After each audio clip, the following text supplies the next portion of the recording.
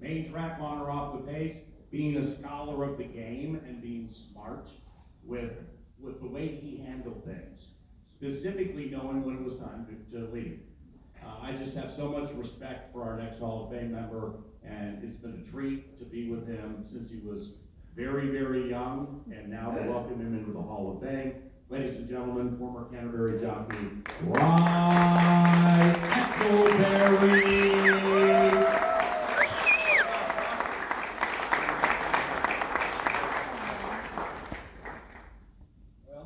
Let me see if I can do this without dropping any F-bombs. So, to be honest with you, the last couple of years, it was not the weight part of it, but the riding was easy because I got to ride for guys like Bob. But early in my career, it wasn't. Went through a lot of trouble with the weight, and just wanted to tell a little bit of backstory about how I got through all that. So when I was 7th grade in basketball, I didn't make the basketball team. I was a huge athlete, so that was like, the end of the world. So that year I started wrestling, and actually it was actually a blessing because I don't think I was early because I started cutting weight at that time, believe it or not. So, but when I got to 9th grade, I was a freshman, and I was lucky enough to make the varsity team wrestling. And just to give you a little backstory, I always wanted to be a jockey. That's all I wanted to do. So we got to my first tournament, and it was a takedown tournament, they called it. And I look at the tournament, I'm the only freshman in the whole tournament, and so they seeded me last, and I look at number 1 seed next to him wrestling first, and this kid named Max Payne, literally, his name was Max Payne, and he was a senior, of course, the captain of the best team in the league, or in the state, because it was a state tournament, and so we had to wrestle in the second period, early in the second period, and to be honest with you, after getting my butt kicked the entire first period, I gave up and I rolled over and got hit. And next day I was at practice and the coach came over and he really liked me. He said, "Ryan," he said, "how do you feel about that first match?" Because I ended up third in the tournament. And I said, "I was disappointed." He said, "Why? You got beat?" And I said, "No." He said, and I couldn't tell him why. He said, "It's because you gave up, wasn't it?" And still brings tears now. But I said, "Yeah," and he told me. He said, "Next time, leave it all on the mat, and I'll have no regrets." So that's just what I've lived by ever since. So just leave it all on the course. If it went from reading the form to cut weight to just riding as hard as I could down to the wire, that's what I always did.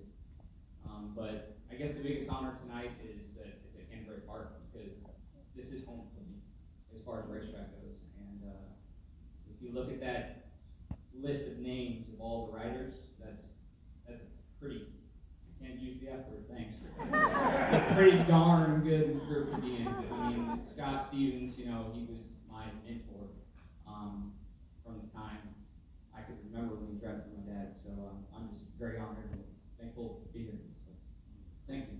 Ryan.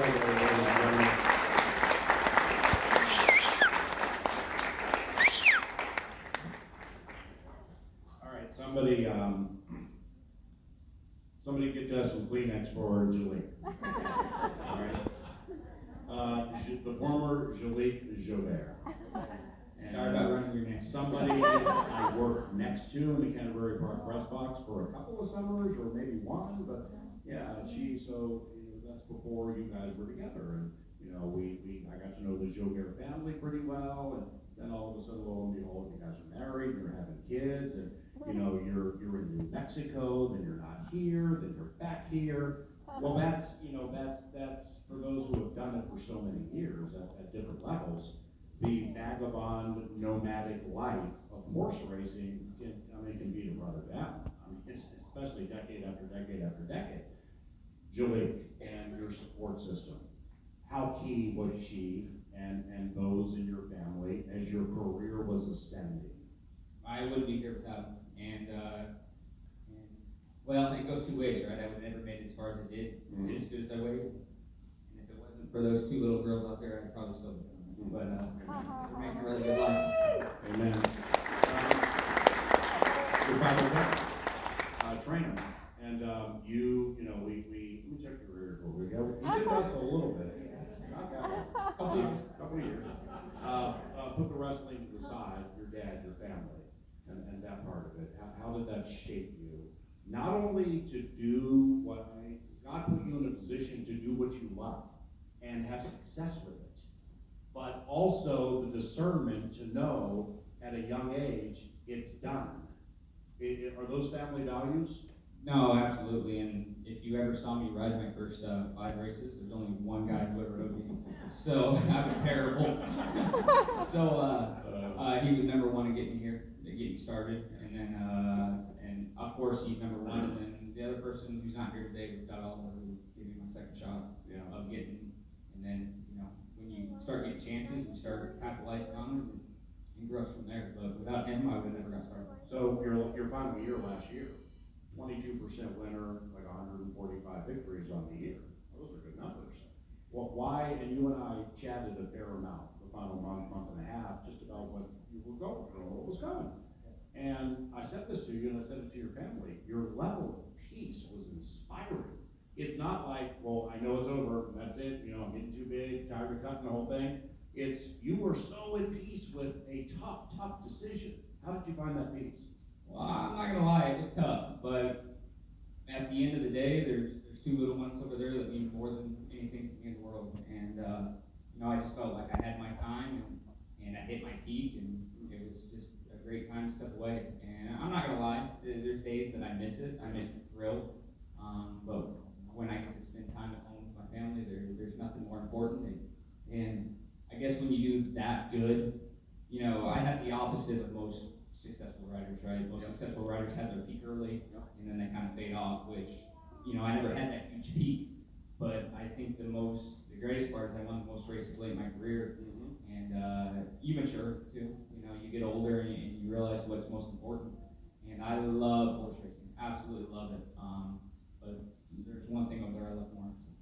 I think, in closing, those who have watched Rye ride at Canterbury as long as we have, we have owners here and those who have bred horses, trainers, riders here, those who have watched Rye ride, that there's a distinct characteristic to you when you ride.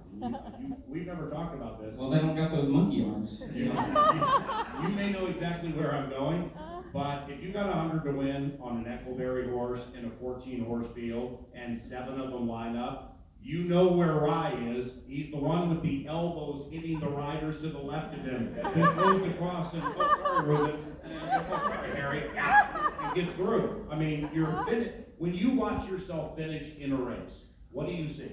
Man, that guy looks good. Cat Day who? God bless you, sir. Love you very much. Ryan Eikleberry, ladies and gentlemen.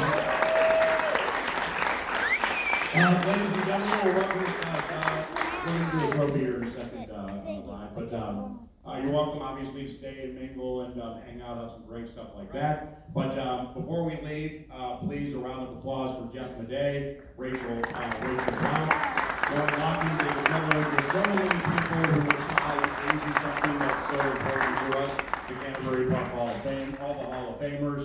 Also, thank you very much for coming. And most importantly, what was that? Oh, Mr. Lopenbach wants to drop one more F on. Just kidding. That'd be a freaking shame. On behalf of Bob Lopenbach, Mr. Jägermeister, Valerie, Leslie, Kristen, and Rye, and everybody here. Jeff Madej also, round of applause for Jeff. Thank you very much. I love it here. We all love it here. And we love that you love being part of the fiber of this racetrack. God bless everybody and best of luck this weekend, all right? Thank you.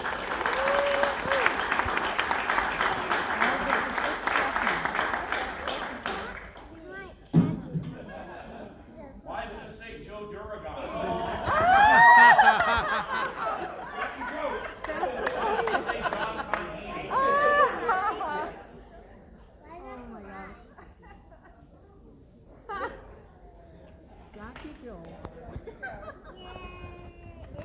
That was